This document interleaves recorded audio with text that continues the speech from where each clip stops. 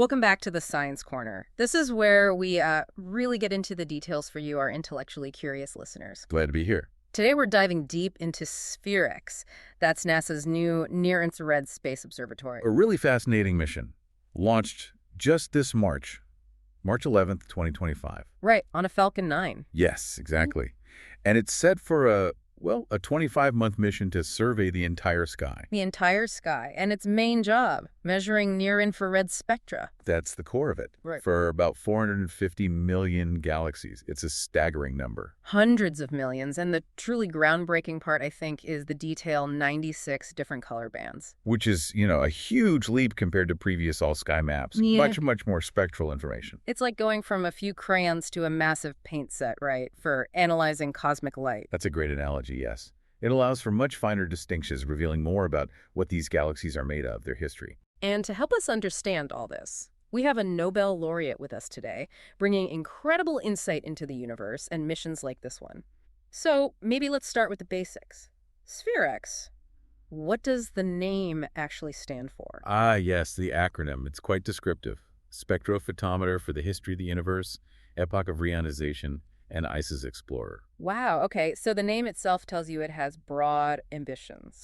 It certainly does, and it's worth remembering, NASA picked SPHEREx as a medium-course explorer's mission. That was back in February 2019. Meaning it beat out other concepts? That's right. It went up against Arcus and Finesse, I believe. Mm. So the scientific community saw real promise here.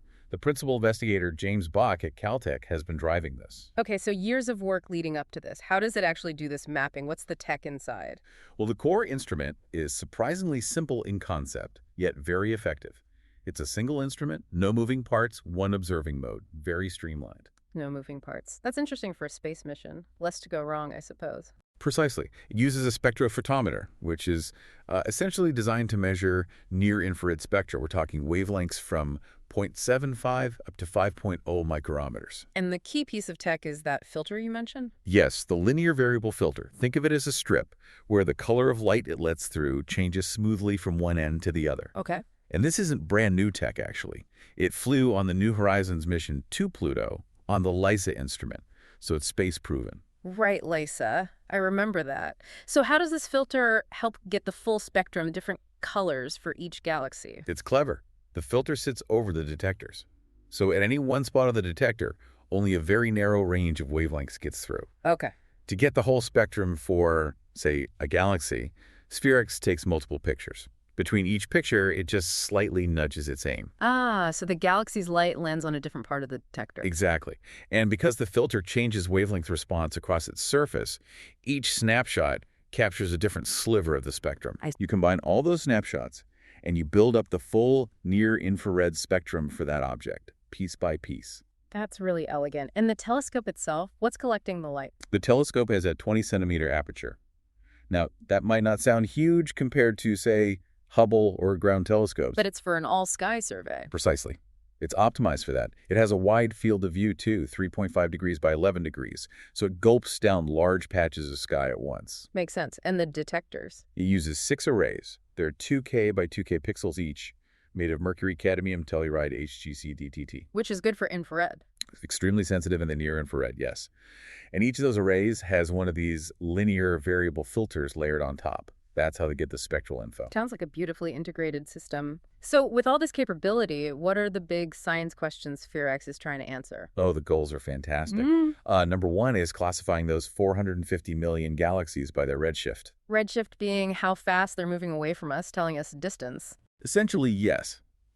By matching the SPECTROSPHEREx measures to known galaxy templates, we can estimate their distances very accurately.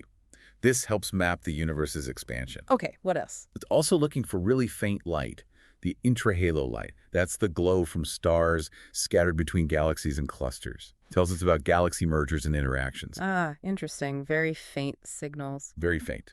And then there's the epoch of reionization, a huge area of study. That's when the first stars and galaxies lit up and ionized the universe, right? Exactly. A fundamental shift in cosmic history. SPHEREx will probe signals from that era. That's already a lot. But you mentioned the name covers even more. It does. SPHEREx data will help us explore what drove inflation, that incredibly fast expansion right after the Big Bang. How does looking at galaxies tell us about inflation? By mapping the large-scale structure, the way galaxies cluster together, there might be subtle patterns imprinted on that structure from the inflationary period. I see, like cosmic fossils. In a way, yes. It also helps trace the origin and evolution of galaxies over billions of years. And perhaps a bit unexpectedly, it looks at the origin of water Water, how?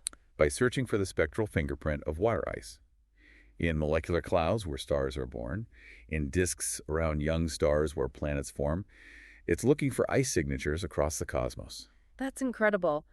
One mission tackling inflation, galaxy evolution, and the origins of water. How does this fit with other big space telescopes, like Euclid or the Roman Space Telescope? It's actually highly complementary. SPHEREx, Euclid, and Roman are all doing spectroscopy, but SPHEREx has this unique all-sky near-infrared angle. So they work together. How? Well, think about Euclid and Roman. They'll do deep spectroscopic surveys, often looking at very distant galaxies. SPHEREx provides crucial information about the galaxies in between us and those distant targets. The foreground galaxies. Exactly. Especially their precise redshifts, their distances. This is vital for studies using gravitational lensing. Ah, where the foreground galaxy's gravity bends the light from a background one. Precisely. To really understand that bending and map the dark matter causing it, you need to know the distance to the foreground lens galaxy very accurately. And SPHEREx provides that distance measurement across the whole sky. That's the synergy. SPHEREx gives Euclid and Roman the highly accurate foreground information they need to interpret their lensing data much more effectively. It helps them directly measure dark matter distribution. Like giving them a better calibration tool. A much better calibration, yes.